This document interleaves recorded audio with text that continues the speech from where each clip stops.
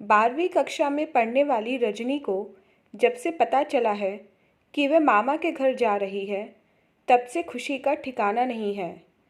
पड़ोसियों से लेकर सहेलियों को भी बताती फिर रही है। बार बार अपना कपबोर्ड उलट पलट कर रही है। कौन कौन से कपड़े लेकर जाना है। यूं तो रजनी की माँ आशा जी भी खुश थी, फिर भी चेहरे पर चिंता की लकीरें साफ झलक रही थीं। क्या हुआ माँ, आप खुश नहीं हो? बहुत खुश हूँ बेटा। मम्मी जो भी शॉपिंग करनी है जल्दी जल्दी करके पैकिंग भी कर लेते हैं। इतनी उतावली क्यों हो रही हो? अभी तो 1 महीना बाकी है शादी में। कैसे ना हूँ मम्मी, जब से समझ आई है पहली बार मामा के घर जा रही हूँ। मेरा तो मन हो रहा है आज ही चली जाऊँ। बेटी की बात सुनकर आशा जी हंसने लगी।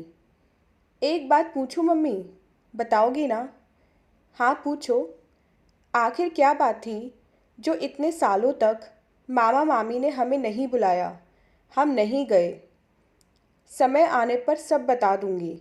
और हाँ, हम दोनों आज शाम को मार्केट चलते हैं। ज़रूरत की चीज़ें और अपनी पसंद के कपड़े ले लेना। माँ ने एक बार फिर बात टाल दी। जब भी पूछती हूँ आप इसी तरह बहाना बना देती हो। बोलते हुए रजनी भी वहाँ से चली गई। हो ना हो इसमें मम्मी की ही गलती होगी, तभी तो दोनों मामा मामी में से इन्हें कोई नहीं बुलाता। और मैं जब भी पूछती हूँ बताने से इनकार कर देती हैं, टाल देती हैं। अगर मामा मामी की गलती होती तो ज़रूर बताती। खैर, जाने दो जो भी हुआ। फ़िलहाल तो मुझे अपने लिए क्या क्या शॉपिंग करनी है वो लिस्ट बनानी है। फिर सारी बातें भूल कर बस मामा के घर जाने की खुशी में खो गई। आशा जी भी बहुत खुश हो रही थीं, पर कहीं न कहीं मन आशंकाओं से भर रहा था। पता नहीं भैया भाभी का व्यवहार कैसा हो मेरे साथ, कहीं बेटी के सामने कुछ सुना ना दें। नहीं, शायद ऐसा नहीं हो। यह भी तो हो सकता है उन्हें समझ आ गई हो कि मेरी कोई गलती न थी। सारी तैयारी करते करते 1 महीना बीत गया और वह दिन भी आ गया जब आशा जी बेटी के संग मायके के लिए विदा हुई। रजनी के पापा को भी साथ चलने को कहा, पर उन्होंने जाने से इनकार कर दिया। दोनों ट्रेन में बैठ गईं। पूरे 2.5 घंटे का रास्ता था। दोनों माँ बेटी ने कुछ देर इधर उधर की बातें की, फिर खिड़की से बाहर का नज़ारा देखने लगी। तो तुम्हें भी लगता है रजनी कि तुम्हारी माँ की गलती की वजह से तुम्हारा ननिहाल छूट गया? ना, नहीं तो माँ, आपको ऐसा क्यों लगा? बस यूं ही पूछ लिया। बोल आशा जी की आंखें डबडबा गईं। माँ, आपके मन में जो भी है बोल दो, दुख बांटने से भी कम होता है। मैं भले ही आपकी बेटी हूँ, मुझे ज़्यादा समझ नहीं है, लेकिन फिर भी थोड़ा दुख तो ज़रूर बांट लूँगी। बताओ ना मम्मी, क्या बात है? आप तो दोनों मामा में इकलौती बहन हो, फिर कैसे रिश्ता टूट गया आपका दोनों भाइयों से? आशा जी गंभीर हो गई। रजनी ने माँ का हाथ अपने हाथों में ले लिया। मैं दोनों भाइयों में बहुत छोटी थी और सबकी लाडली। बड़े भैया की बेटी अनु मुझसे करीब 7 साल ही छोटी है। जब मेरी शादी हुई तब वो मेरे साथ चलने के लिए बहुत रो रही थी।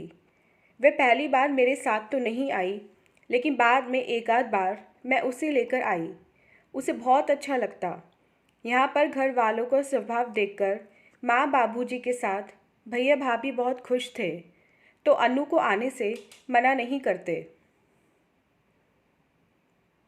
मुझे भी भतीजी से बहुत लगाव था, तो मैंने मन ही मन सोच लिया कि अगर कोई रिश्तेदारी में अच्छा लड़का मिल गया तो भतीजी की शादी इधर ही करा दूंगी, ताकि हम बुआ भतीजी आस पास ही रह सकें। और सच में ऐसा हुआ भी। कुछ सालों बाद जब तुम्हारे मामा अनु के लिए रिश्ता ढूंढने लगे तो मैंने एक सुझाव दिया। मेरी ननद का लड़का है, बहुत होशियार है, काफ़ी पढ़ा लिखा है, दिखने में भी अच्छा है, इकलौता बेटा है। ननद नंदोई का बड़ा बिजनेस है तो लड़का अपने पिता के साथ बिजनेस संभालता है। और सबसे अच्छी बात यह है कि मेरी ननद बहुत भली है। मुझे लगता है अपनी अनु उस घर में बहुत खुश रहेगी। आप एक बार जाकर उनसे मिल लीजिए। अगर रिश्ता पसंद आ जाए तो कर लीजिए। बहुत सुखी और खुश रहेगी मेरी भतीजी। भैया को मेरी बातें जच गईं और जल्दी ही उनसे मिलने गए। दोनों परिवारों को लड़का लड़की पसंद आने के महज कुछ महीने बाद शादी हो गई। सब बहुत खुश थे। भैया भाभी मुझे बहुत धन्यवाद दे रहे थे। मेरी भतीजी अनु भी बहुत खुश थी। पर इस खुशी को तब नज़र लग गई जब शादी के कुछ ही महीने बाद अनु के पति विनय को मानसिक दौरा पड़ा। डॉक्टर को दिखाने के बाद पता चला उसे मिर्गी है। सुनकर मेरे पैरों तले ज़मीन खिसक गई। मैं तुम्हारी बुआ से बहुत झगड़ा करने लगी। आपने बताया क्यों नहीं? मेरी भतीजी की ज़िंदगी खराब कर दी। उन्होंने कहा, ऐसा पहले कभी नहीं हुआ, पहली बार ये दौरा पड़ा है। पर मुझे यकीन नहीं हुआ। जब ये बात भैया भाभी तक पहुंची तो उन्होंने भी मुझे बहुत खरी खोटी सुनाई। बुआ माँ समान होती है, फिर भी तुमने अपनी भतीजी को एक ऐसे लड़के के साथ ब्याह करा दिया। तुम्हें दया नहीं आई, शर्म नहीं आई? अनु भी बहुत रो रही थी। बुआ होकर तुमने मुझे फंसा दिया। तुम भी सुखी नहीं रहोगी, तुम्हारा भी भला नहीं होगा। आज से हमारा रिश्ता ख़त्म। आज से मैं भी यही समझूंगा कि मेरी कोई बहन नहीं है इस दुनिया में। बोल भाई ने भी रिश्ता ख़त्म कर दिया। मुझे बहुत अफसोस हुआ, अपराध बोध हुआ।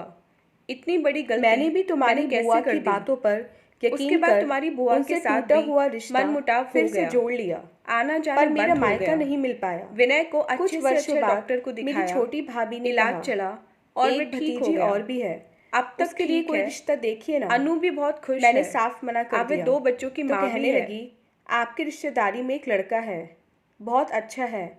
अगर आप बात चलाएंगी, कोशिश करेंगी तो हो जाएगा। हाँ सच में, मैं कहती तो हो जाता, पर मैं जानबूझकर इसमें नहीं पड़ना चाहती थी, क्योंकि वह गलती मैं दोहराना नहीं चाहती थी।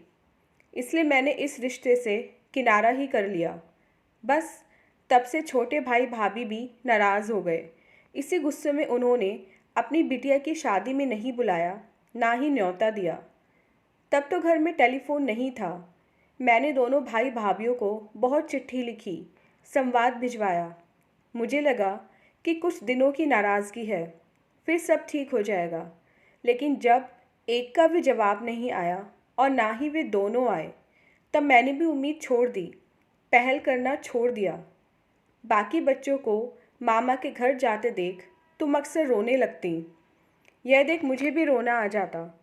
तब तुम्हारे पापा हम दोनों को कहीं और घुमाकर ले आते और तुम्हें बताते कि हम नानी के घर आए हैं। जब तुम समझदार हो गई और बार बार पूछने लगी तो क्या बताऊं, कैसे बताऊं? तुम्हें समझ नहीं थी, इसलिए मैं टालती रही। सारी बातें बताते बताते आशा जी की आंखें डबडबा गईं, गला भर आया। पता नहीं बेटा, मैंने तो भला चाहा, फिर कहाँ गलती हो गई और मैं बुरी बन गई। माँ, फिर आप क्यों जा रही हैं?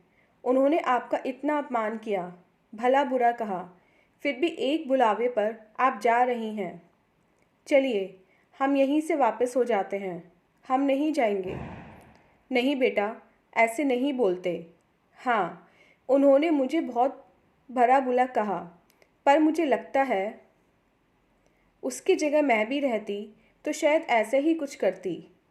फिर ये भाई बहन का रिश्ता है बेटा, खून का रिश्ता है, जो इतनी आसानी से नहीं टूटते और ना ही तोड़े जाते हैं। मैं सब भूल चुकी हूँ। मैं तो बस इसी में खुश हूँ कि मुझे फिर से मेरा मायका मिल रहा है। हो सकता है उन्हें भी अपराध बोध हुआ हो, एहसास हो गया हो, इसमें मेरी कोई गलती नहीं थी। तभी तो भैया ने स्वयं फ़ोन किया। और उनकी आवाज़ में वह दर्द महसूस कर रही थी। चल देखते हैं क्या होता है। यही सारी बातें करते करते स्टेशन आ गया। दोनों माँ बेटी उतरीं। स्टेशन पर भैया और भाभी दोनों खड़े थे। देखते ही आशा जी लिपट कर फूट फूट कर रो पड़ी। अरे पगली, अपने भाई से इतने सालों तक नाराज़ रह गई, कैसे नहीं आई तुम?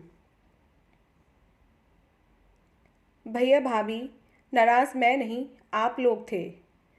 मुझे तो आपकी डांट का, आपके द्वारा कहे गए भले बुरे शब्दों का कोई फ़र्क नहीं पड़ा। तब तो मैंने कितने संवाद भेजे, पर आपने एक का भी जवाब नहीं दिया। तब मैंने भी छोड़ दिया अकेले। मैं कितनी पहल करती। रिश्ते तो दोनों तरफ से निभाए जाते हैं।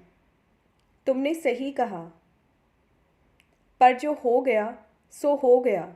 मुझे माफ़ कर दे। इन्हें समझ आ गई इसमें तुम्हारी कोई गलती नहीं थी। तुमने तो भला ही चाहा और भला ही हुआ। अब सब ठीक है। बिना गलती के तुम्हें बहुत बड़ी सज़ा मिल गई, तो तुम हम सबको माफ़ कर दो और इस अपराध बोध से मुक्त कर दो। बोलते हुए भाभी ने आशा जी को गले से लगा लिया। सारी सच्चाई पता चलने पर रजनी मन ही मन बहुत शर्मिंदा हुई। मैंने कैसे सोच लिया माँ की गलती होगी, जबकि उनकी तो कोई गलती थी ही नहीं। वो एकटक माँ को देखने लगी। कितनी मजबूत है मेरी माँ। गलती नहीं होते हुए भी इतने सालों तक सबका गुस्सा झेलती रही। अपनी सोच पर उसे अपराध बोध होने लगा।